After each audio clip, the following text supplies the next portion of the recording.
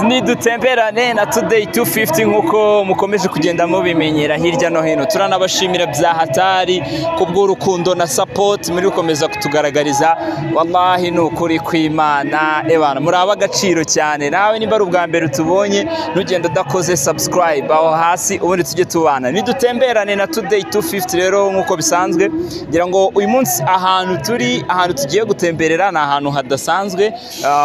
Ubu ngubu mpagaze downtown mu mujyi rwagati bahita downtown. Nimba utaherukaga i Kigali cyangwa warahavuye kera cyane ntabwo iyi gare yo mu mujyi uyizi, ntabwo uyizi, ariko ntabwo ariyo tugiye kugutemberezaho, ahubwo nuko ariho urugendo rwo gutembera uyu munsi ni ahangaha tugiye kuruhera. Impamvu tugiye kuruhera ahangaha ni iyihe? Urabona abantu benshi cyane cyane abajene mu mujyi wa Kigali ntabwo bafata abantu bagenda muri izi bisi cyangwa abantu batega izi bisi babafata nkaho atari abasirimu. Niko njya numva babivuga, babifata nkaho atari ubusirimu gutega izi bisi, bakabifata nkaho nyine ari uko umuntu aba adafite amafaranga ariyo mpamvu atega izi bisi, ariko nyamara ni ukwibeshya, aba ari ukwibeshya. Niyo mpamvu uyu munsi twahisemo kubatembereza, turavuga tuti reka dukore experience turebe. Tugiye gutembera izi bisi, tugiye gutembera dutembereye muri iyi bisi. Icyo kinyarwanda kiruzuyera. Tugiye gutembera tugendeye muri izi bisi cyangwa duteze izi bisi kugira ngo tubereke ko ibyo bitekerezo abajene muba mufite bipfuye. Ntabwo ari ibyo rwose, nta hantu bihuriye n'ibyo ngibyo mwihaye. Ikindi noneho mutari muzi cy'ingenzi cya hatari ni uko gutega izi bisi za Yutong hasigaye ari nk'ubuntu my friend. Ibaze ko hari n'urugendo wishyura ibiceri 2, amafaranga 200 yonyine ugakora urugendo rwose. Ntabwo ibyo ngibyo mwari mubizi. Hari ukuntu ubona ukabona nk'umujama bamuhamagaye ahantu agiye kujya kuvumba byeri, ariko ugasanga ari kurwana no kugira ngo abone ay'akamoto. Atangiye guhamagara abantu, yewe wamaye ikibiri, umusaba wamaye ikibiri, kugira ngo atege moto agiye mu bintu bitari bunamwungukireho n'igiceri cya 5. Kandi nyamara yashoboraga kuza agatega iyi bisi akagenda akagerayo safe, akavumba icupa yagombaga kuvumba, akongera agataha bitamutwaye amafaranga menshi cyangwa bitamusabye ko yirirwa aguzaguza abajama be cyangwa n'abandi bantu be. So uyu munsi rero tugiye gukora experience idasanzwe, tugiye gukora urugendo muri iyi bisi, tugiye gutembera muri iyi bisi, turayitega nk'abandi bagenzi bose basanzwe, ubundi tugere iyo tujya. Noneho akandi kantu ko mwihariko uyu munsi muri buze kumenya nuko Tap and Go zisigaye zigarurira abantu. Iki kintu abantu benshi ntabwo bakizi. Tap and Go isigaye igarurira abantu. Tap and Go ni ya karita y'urugendo. Iyi karita murabizi, reka nyibereke. Murabizi abanyamujyi abantu bose batuye i Kigali. Dore ngenda nayifite man. Ndayifite dore. Iyi karita y'urugendo. Iyi karita y'urugendo rero isigaye igarura. Nuvuga ko akamashini ukozaho kagakuraho amafaranga, unakozaho nanone bakakugarurira. Ariko abantu benshi ntago mubizi. Iki niyo mpamvu nkunda ka kantu kavuga ngo icyambere ni amakuru. Mujye mumenya amakuru. So tugiye kubikora rero, tugiye gufata urugendo rutuvana hano downtown twerekeza ku Gisozi. Muragenda mureba ukuntu biba bimeze, ukuntu bisi z'amabantu, ukuntu yuzura, bamwe bakagenda bahagaze, n'udukoryo twose tugenda tubera mu nzira, byose muragenda mubibona. Hanyuma ahantu turi buze gusoreza uru rugendo mbafitiye surprise, ndi buze kubereka. Ahantu turi buze gusoreza ndaza kuhabereka. Ni ahantu mushobora kujya mukenera muri benshi, haba hari ibintu bidasanzwe. Reka mbe mpagize ibanga, ndaza kuhabereka ari uko tuhageze. Ni naho n'ubundi ni ku Gisozi, niho tugiye kwerekeza. Hanyuma ubwo muri uru rugendo uraza kumenyeramo uburyo Tap and Go igarurira abantu, hanyuma unagira experience ku rugendo rw'izi modoka, rukuraho iyo myumvire abantu bamwe na bamwe baba bafite yuko ngo atari ubusirimu, yuko ngo umuntu aba adafite amafaranga, ngo yuko ibaze ahantu iyi bisi igendera amafaranga, ahantu igendera amafaranga menshi mu mujyi wa Kigali. ni amafaranga 500 wenda, reka mvuge 500 kugera Kimironko, 500 gutyo.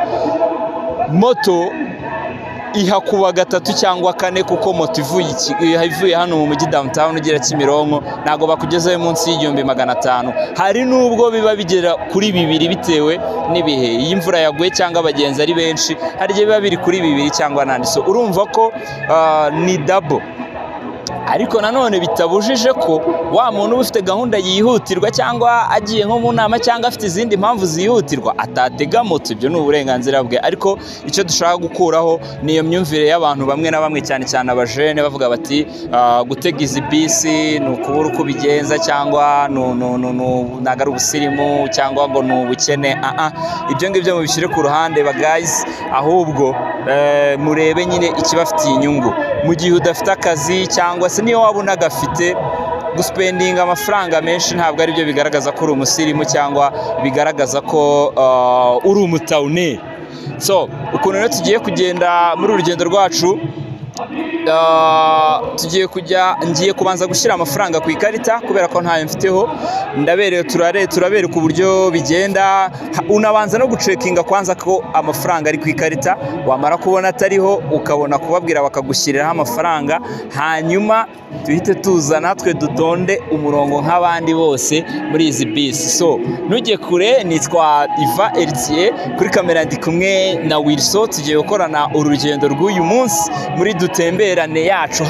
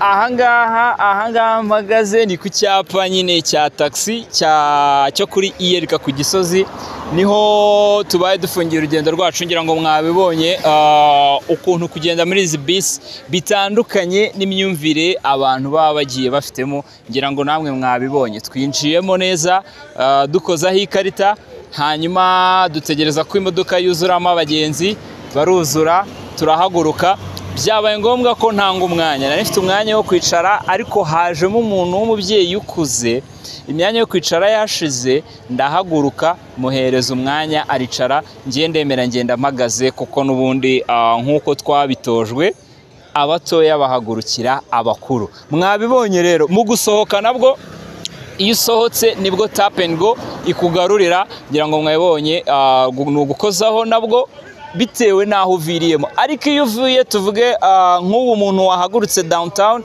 akaba ari bugende akagera i Kagugu aho iriya modoka iri bugarukire, ntabwo yakozaho ngo bamugarurire kuko ubwo aba ari urugendo rwuzuye. Ni ukuvuga ngo bakugarurira iyo uri buviremo mu nzira utaragera ku cyapa cyaho imodoka iri bukatire. So guys, mwabibonye rero iyo myumvire mwa mufite n'ibiki ngo gutega ngo yutongo ngiki, wapi, ntago ari byo, ni imyumvire ipfuye. Hanyuma ikindi, nimba uri umusirimu uri umunyamujyi ugomba kuba ufitiye ikarita my friend. Nimba uri umusirimu koko uri umunyamujyi utuye i Kigali ugomba kuba ufitiye ikarita. Iyi karita iragufasha, ngira ngo mwabibonye kuva mu mujyi kugera aho iriya modoka iri bugarukire ku Kagugu ni ibiceri 360 niba ari n'8 gutyo. Ariko kuva mu mujyi kugera hano ku Gisozi neza hano kuri Yerika urabona ko bangaruriye 200 n'amafaranga 3. So fata 368 ukuremo 203 bangaruriye, ubundi nawe urahita ubona igiciro nishyuye kuva mu mujyi kugera hano. Kandi nyamara iyo ntega moto ntabwo byari kujya munsi y'igihumbi. So rimwe na rimwe hari iterambere, ibintu by'iterambere byose bije, icyambere tuba dukeneye kubimenyaho ni amakuru, naho izindi judgment zose ntabwo ziba zikenewe. Ngira ngo mwabibonye abadaheruka i Kigali mwebweho nababwira ngo ibintu ni uburyohe, ngira ngo mwabibonye ko dusigaye dufite amakarita y'urugendo. Umuntu ashaka kumara nk'ubu hari igihe njya mara nk'ukwezi ntarakora ku mafaranga, aho ntishyurire kuri telefone mba ndi bukoresha ikarita nk'iyi ngiyi. Ku rugendo ushobora gukoresha iyi karita, ariko no mu bindi hari andi makarita ushobora gukoresha, yaba mu guhaha, yaba mu kugira gute n'ibindi. Nyaboneka tuba abasirimu bana, tuba abasirimu, dore n'ahantu dutuye igihugu kiri kugenda kidusirimura, tugomba kuba abantu b'abasirimu.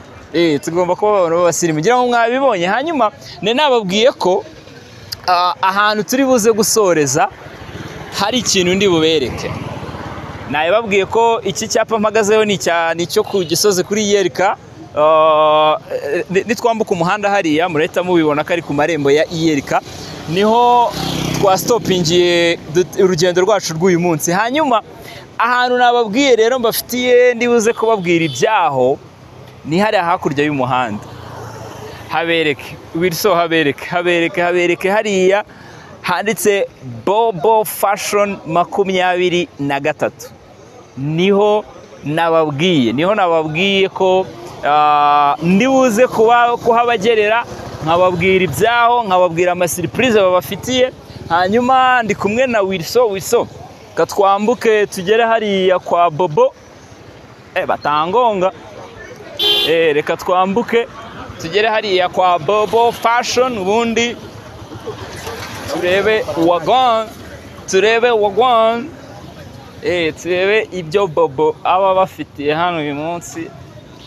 Ngo ni Bobo Fashion 23. 23 isobanuye iki hano mwa? Yes, Wilson, bereke fresh Bobo. Kiriya cyapa bakiberetse neza, bakiberetse fresh. Bereke ko ari n'imbere yo kuri Yerika, bereke ko ari imbere ya kaminuza.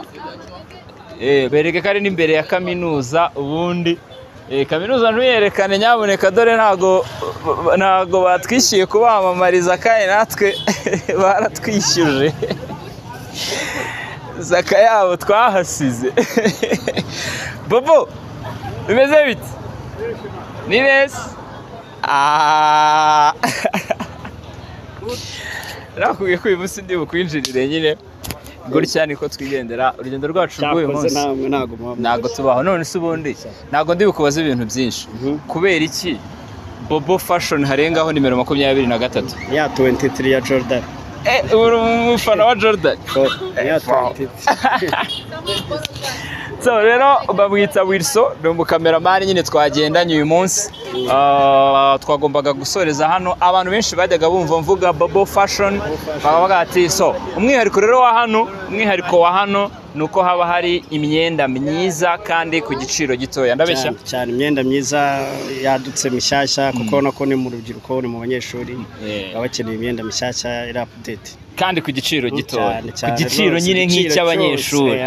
Ubwo rero n'abatari abanyeshuri akabanga nyine twabarabura, nuko iyo uje tuguhera ku giciro nk'icy'abanyeshuri cyane, kandi abanyeshuri babizi ko abantu bambara neza. Yes, niko bimeze. Wilson, egera hano utwerekemo imbere naho abarimo ibyango bitandukanye, ubundi